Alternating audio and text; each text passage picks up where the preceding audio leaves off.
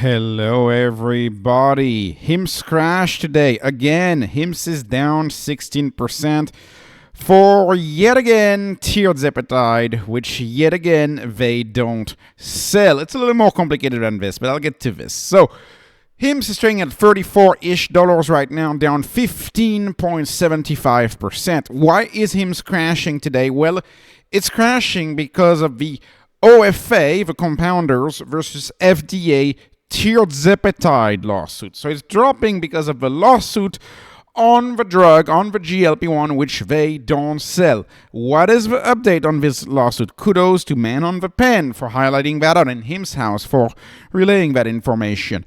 The judge has said that compounders cannot keep selling Tirzepatide during the lawsuit. This is contrary to what had been said before by the FDA. So, the new information is that Tirzepatide cannot be sold during the lawsuit, meaning that compounders of Tirzepatide have to stop. Now, how does this impact him directly? Well, it doesn't, because HIMS does not compound Tirzepatide. Thus, why is HIMS dropping? HIMS is dropping because the judge presiding over the Tirzepatide case is the same as the one who is going to preside over the semaglutide case. And so and HIMS sells semaglutide, right?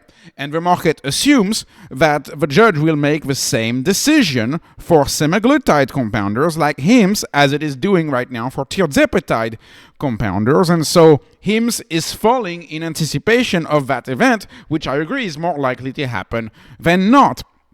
But there are still things that I don't understand. It still doesn't make sense to me that the stock is crashing so hard because, first of all, the decision that semaglutide can't be sold during the OFA versus FDA lawsuit for semaglutide, that decision is still likely months away. The market is assuming that decision will be made tomorrow.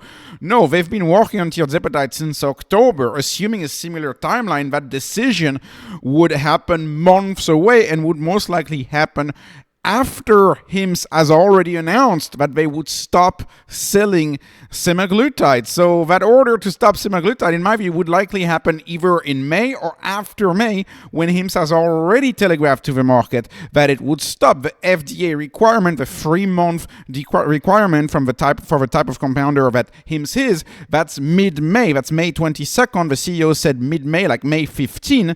We already know they're going to stop selling semaglutide. So this is no new information. This information should already be priced in. It's not priced in. And of course, the compounding for medical reasons will not be impacted.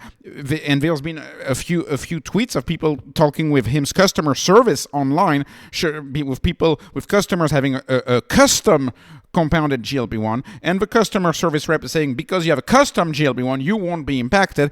And an example of that is, for example, someone who has a B12 deficiency and needs to have a compounded medication for B12, or someone who needs a very unique milligram dosage of the GLP-1, like a 6.5, for example, and may come in 5 milligram and 10 milligrams, that would still qualify.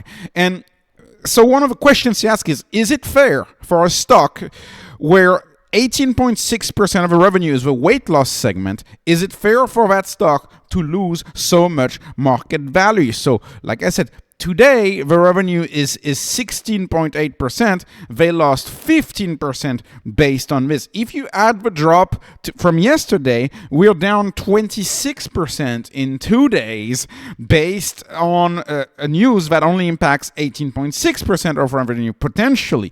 The stock is back to the levels of December 6th. It's as if 3 months had not passed. The stock is down 50%, 49.78%, 50%. That stock is down 50% in 3 weeks.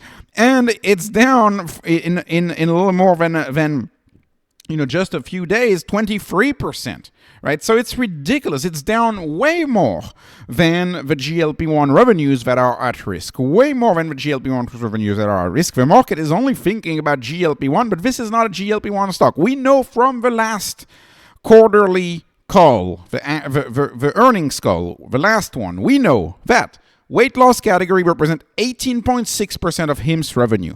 That's $266 million a year right now. Sure, it's growing fast, but the other categories are growing very fast too, as Yemi has highlighted on the call. Many of the legacy categories are still growing very fast for Hims. Pardon my crude memory here, but I want to make this video quick given that the market is panicking right now. I do believe that the weight loss pills alone, the oral weight loss pills are running at a $100 million run rate. Yemi, I believe, said that on the call, the CFO. So that means that if you have a $100 million run rate for oral on its own, and you have $266 million for the rest, that means that the GLP-1s are presumably $166 million, so that would be 11% of the revenue is at risk, and not even 18% because people are on metformin, they're on bupropion, they're on the oral pills, and they are not necessarily on the injections. Not everybody wants to lose weight via injections. There is a lot of a market that is fearful of injections. They don't want it. They pass out if they get an injection. That's a big part of the business, the oral weight loss. So that is safe, the oral weight loss, in my view. Then moving on to the medically warranted compounded GLP-1. We don't know how many of people are medically warranted compounded GLP-1. Is it 3% of the total revenue, right? Is it 3 points out of the 11 points that are GLP-1s that are medically warranted compounded solution?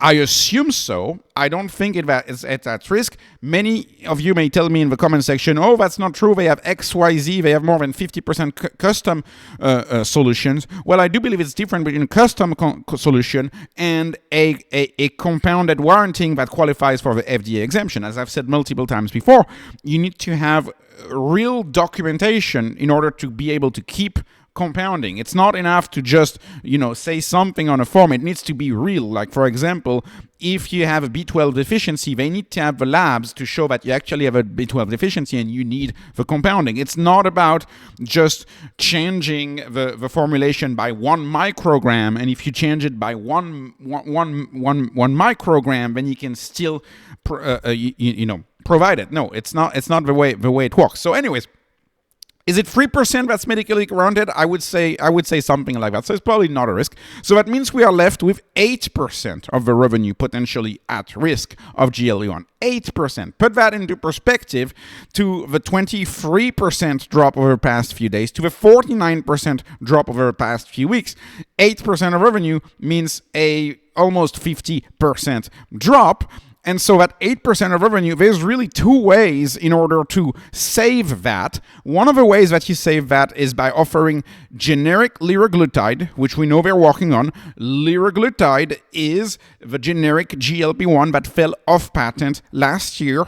Hims is going to make it. Liraglutide is only a 5% weight loss compared to Ozempic being close to 15%. But the CEO said on the call that you could have an innovative offering that includes a GLP-1 liraglutide with an oral pill, and you would get some very comparable results, maybe 11 to 12% weight loss relative to 15% weight loss with, say, the commercially available Ozempic. And the last point is, will Hims offer a branded solution like Roe is doing? So Roe is offering a solution for just under $500 for the 2.5 milligrams. I think it's $145 for the doctor visits, like the monthly follow-ups with the doctors, and then $350 for the drug. That's just under $500, right? Well, the point is, and Wegovy has announced, right? Ozempic, they've announced that they would offer a $4.99 solution for Ozempic. Now, I went on the website just now. I still don't find it on the website. I know the media keeps reporting it's $4.99. I still don't find it on the website. The cheapest I still see on the website is $6.50. So when are they going to update the website? I don't know. But the point is, $500, $450, $460-ish for Tirzepatide, $500 for Ozempic. If they actually update their website, when they update, they're going to update it, but it's like they're taking their sweet time. That's still 3 to 4 times more expensive than Hims. So Hims is going to be still very compelling with GLP-1 plus oral pill, in my view, or just a liraglutide compared to tripling or quadrupling the cost. But I do think one of the avenues for now for Hims is to offer a branded solution, because they can actually now offer a branded solution, because these compounders kind of forced the hand of these companies to drop the price. They've now dropped the price. So I see no issue now with him potentially doing a partnership with Zepbound and Ozempic, provided that the shortage is actually over for real, because Hims has said that they can't do a partnership because these brands don't have enough volume. That's what Hims has said in the call. So if there's no shortage, they should have enough volume for Hims. And so we'll see if that happens. But I'm not worried at all about all of this. This is a buying opportunity. I bought the stock today. And I'm very happy about that. After it's down 50%, I bought it 15% off. It's a sell. Anyways, this was no financial advice, no investment advice, just entertainment. Hoping you were entertained. Please like, please subscribe, follow me on Patreon, follow me on X. Thank you for watching, and have a wonderful, wonderful day.